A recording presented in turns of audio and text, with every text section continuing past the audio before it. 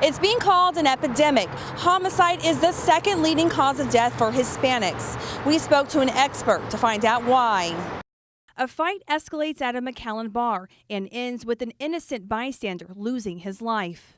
Danny Avila was full of life and passion. Danny Avila was murdered at the age of 24. He is now part of a startling statistic. A study released this week by the Violence Policy Center says homicide is the second leading cause of death for Hispanics ages 15 to 24. Frustrated people lose control, and stressed people lose control. Dr. Vincent Nathan teaches criminal justice at the University of Texas Pan American in Edinburgh. He says minorities from low-income families are more likely to commit crimes like murder. They tend to develop a sort of a view that they're not progressing and they may not be able to, and they have a lot of frustrations.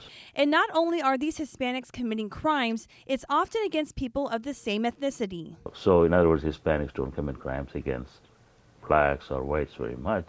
It is within the group. Dr. Vincent Nathan says minorities are oppressed and often exposed to violence at an early age. If you cannot be prosperous, if you're in the lower income group, with all your desires and yet you're not able to realize them, then that is really a sort of a situation where people get very, very angry. The study found that most Hispanic murder victims are killed by guns. Some 38,000 Hispanics across the U.S. between 2000 and 2010. And it's something that may likely stay the same. The professor says changes need to begin early on in life. If values like respecting others, respecting people, helping people, those kinds of things should be developed.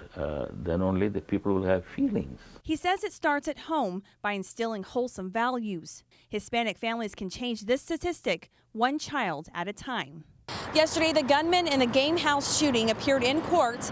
Manuel Sanchez Jr. pleaded not guilty to murder charges. In Hidalgo County, Nadia Galindo, Action 4 News.